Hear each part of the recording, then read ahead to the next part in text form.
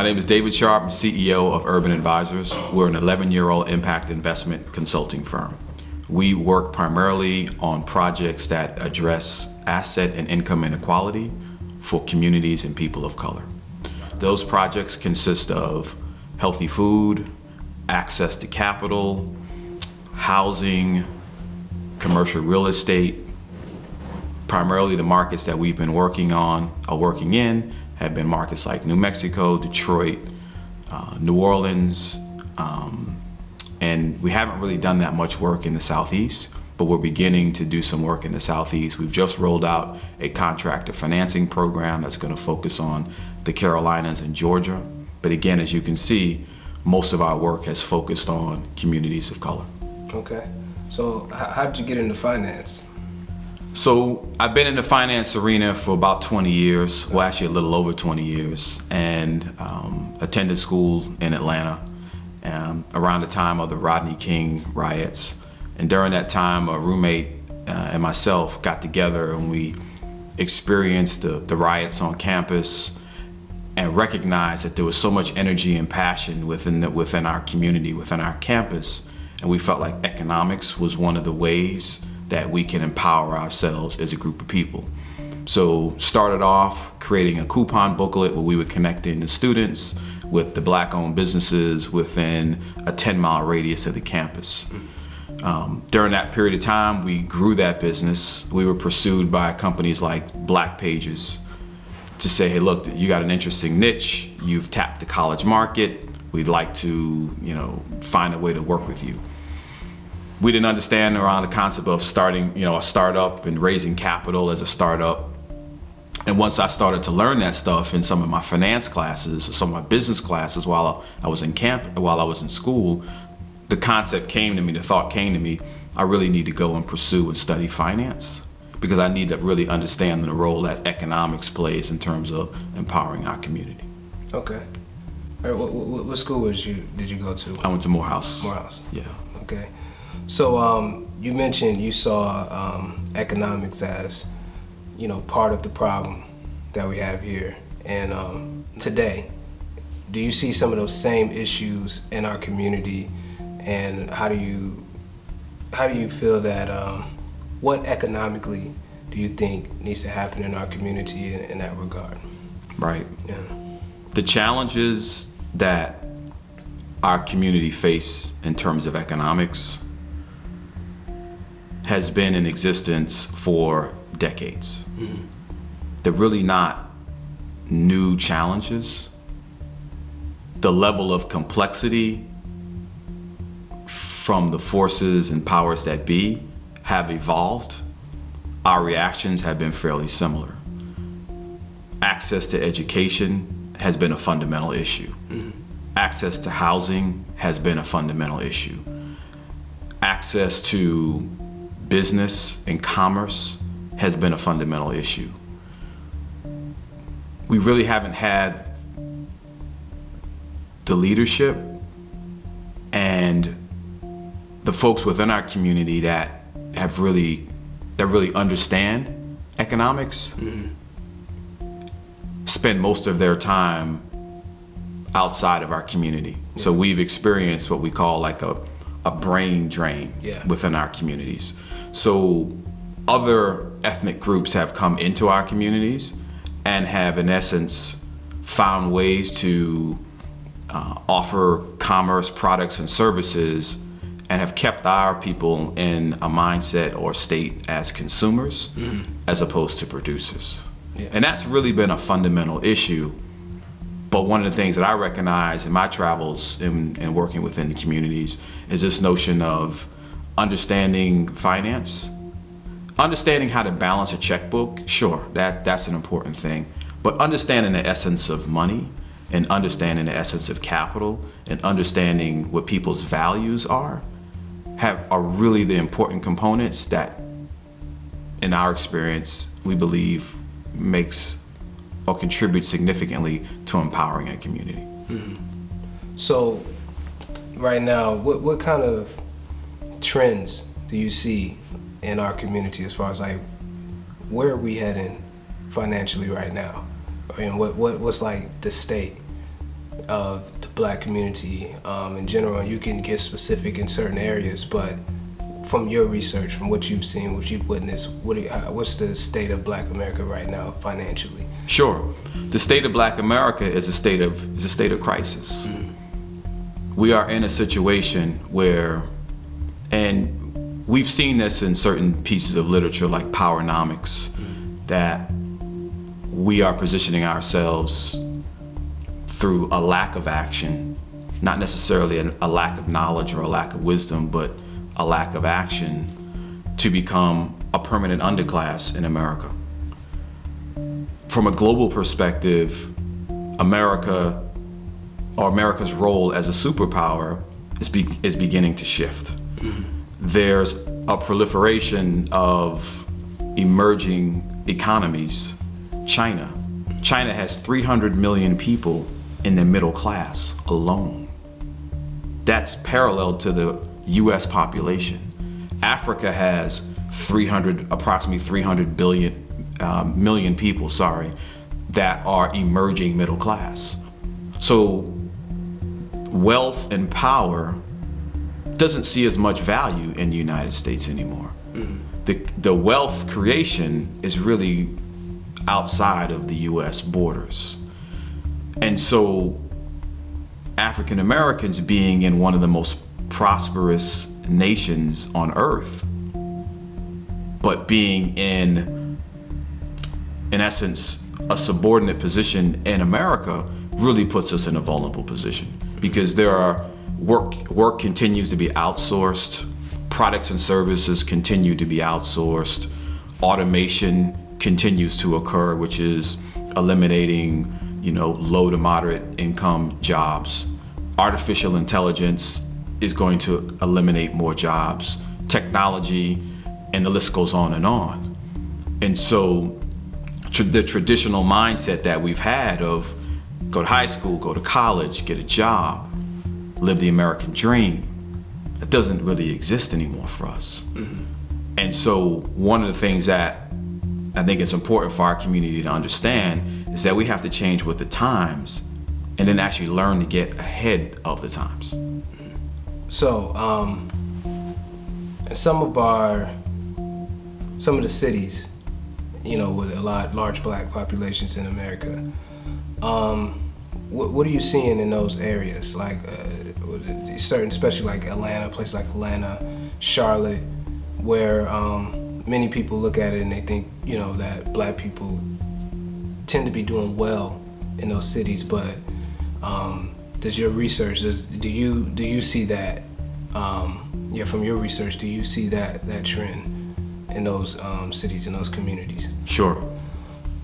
I think there are select groups of people within markets like Atlanta and Charlotte that are doing well. You come to a market like Charlotte or Atlanta, with an engineering degree, a finance degree, a degree in medicine or law, your opportunities to enter into a professional career path is there. But for the masses, those opportunities don't really exist. So what you're starting to see is, well, not what you're starting to see, you've been seeing it for a period of time, is the hollowing out of urban markets. You're starting to see, quote unquote, poverty beginning to shift towards the suburbs, right? Where it's out of sight, out of mind. And markets like Charlotte and Atlanta specifically, the theme of upward mobility is real. In other words, it's very difficult to ascend from, the bottom 1/5 economic threshold to the top 1/5.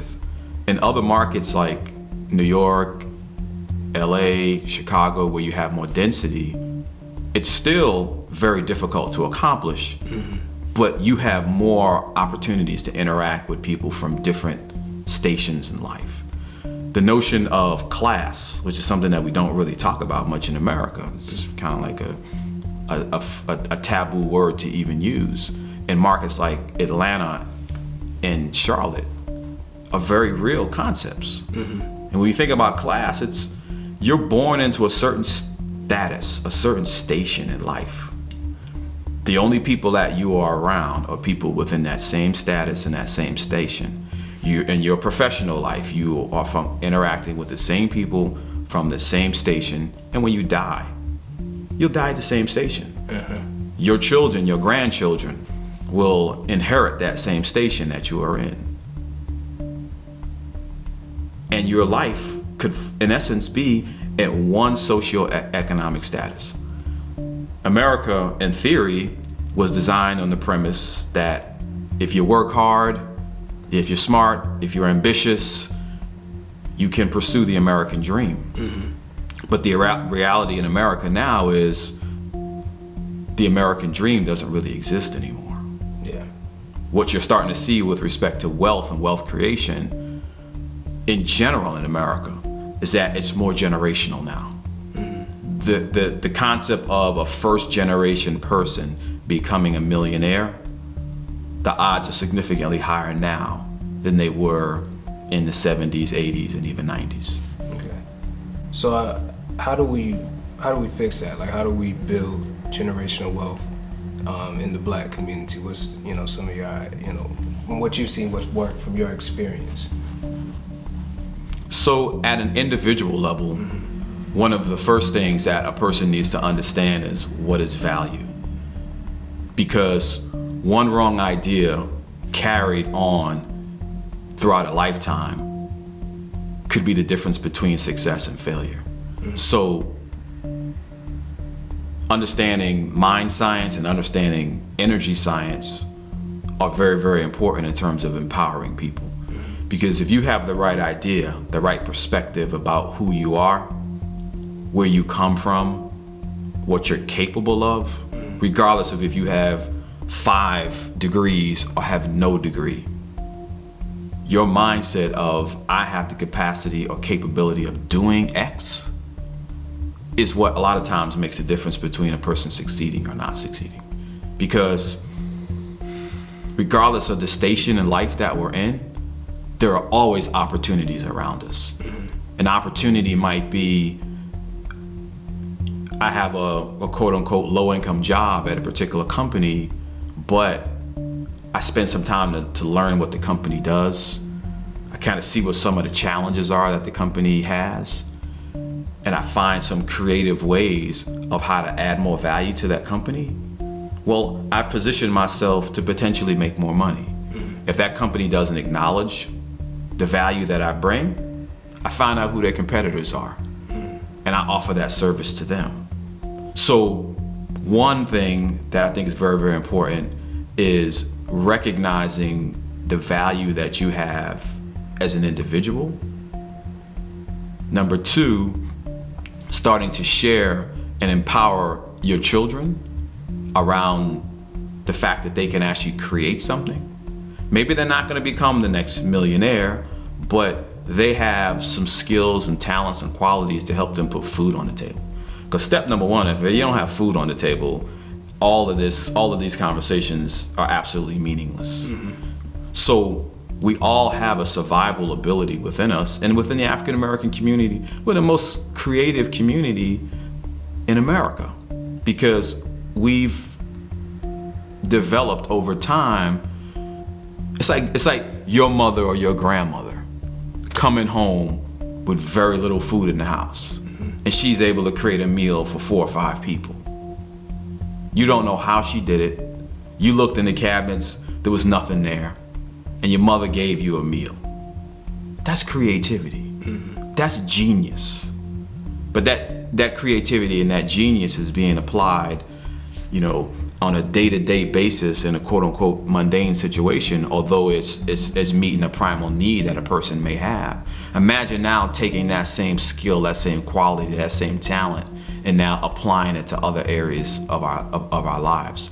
So one of the biggest things that, the message that I really want to leave to people is that if you don't believe that it's possible,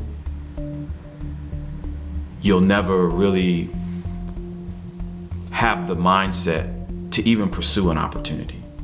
Even an opportunity that comes to you, you say, well, I don't have no money. I can't pursue that. and you leave it alone. But that could have been an opportunity. Maybe money could have came from another source. And so a lot of times we might throw in the towel prematurely. So understanding who you are, having a knowledge base which we can pull from, knowing that education is all around us. There are people all around us that are willing to, share and impart certain skills that we might be lacking. I've developed a financial literacy program to help to empower people at a basic level. So there are resources that are out there and available. It's just that if you have the ability to even know that you want to make a change in your life, that's the starting point. But because of the circumstances that we've experienced, we've been quote unquote beat down so much, the concept of wanting to even do anything is not there anymore. So for those within our community that there's still, a drive and a zeal to say, this is not acceptable for me. I don't want my life to look like this. I don't want the lives of my children to look like this. I don't want the lives of my nieces and nephews and cousins and aunts to be this way. I want to be the hero in my own family, right? For a person with that type of mindset, they can make it. So, what type of mindset or perspective should we have about our communities? Sure. Number one, there is a significant amount of wealth within our communities. A quote unquote low income community on the surface sounds like it's poverty infested, gang infested, educationally deprived. But there are people that are making millions of dollars in our communities in the form of tax credits, low-income housing tax credits to build affordable housing communities, in the form of new market tax credits that certain developers receive money to fix blighted communities, in the form of social workers, law enforcement, fire departments. The amount of budgets that they have for some of these communities is significant. If you add up the dollars, it's a very significant amount of resources.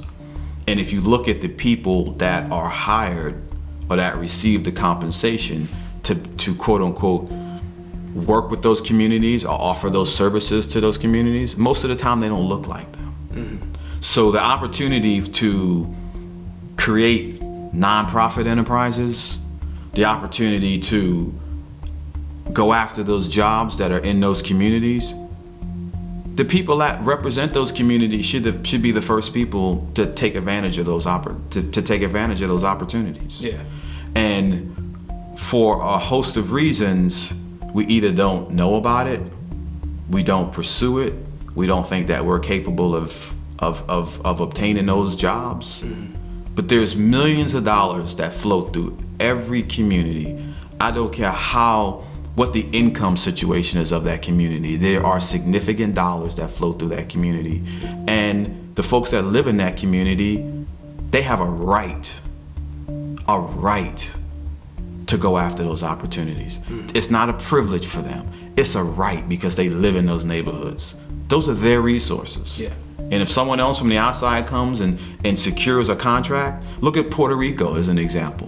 When the power went out and it was some power company from somewhere out in the Midwest, what sense does that make? You couldn't find any power company of color from Jamaica or any of the other Caribbean islands to take a $300 million contract and enter into some type of joint venture arrangement with a local, Puerto Rico-based energy company and help to empower them so that they can grow in wealth. Yeah. This is what I'm talking about. So when redevelopment occurs in our neighborhoods, we're not demanding that we play a role in that redevelopment. So since we don't demand that we play a role in that redevelopment, we don't get the opportunities. Yeah, it's kind of like, sort of like the earlier point when you brought about brain drain, but it's all like a drain of resources. It's like what they teach you in school, mass balance equation. Yeah. Yeah. Now I remember, like, Carter G. Woodson in The Miseducation of the Negro, one statement that he had made in the book was that the best of us go to Wall Street and work on projects. And I know at the time I was doing Wall Street type work. And it always stuck with me. It was like, quote unquote, the best finance people amongst us are going to pursue those opportunities. But the average person from another community will come into our community and take all of those economics, right? Think about a local bodega or local community store where you go in and the people that own the store or work at the store, you can tell that they're from another country. They're not necessarily from here. And all of the people who patronize that business are from that neighborhood, but there's nobody from that neighborhood that owns that store. Yeah. That's wealth extraction. Now, if that business was doing something to provide some wealth back or some form of economics back to that community, maybe it's hiring some of the local people in that neighborhood to give them opportunities to work. But if everybody in that store doesn't look like anyone in that neighborhood, we call that wealth extraction. Yeah. And the people in that community don't have to accept that. They don't have to tolerate that. And that's really important for us to recognize, is that we have a lot more power than we give ourselves credit to.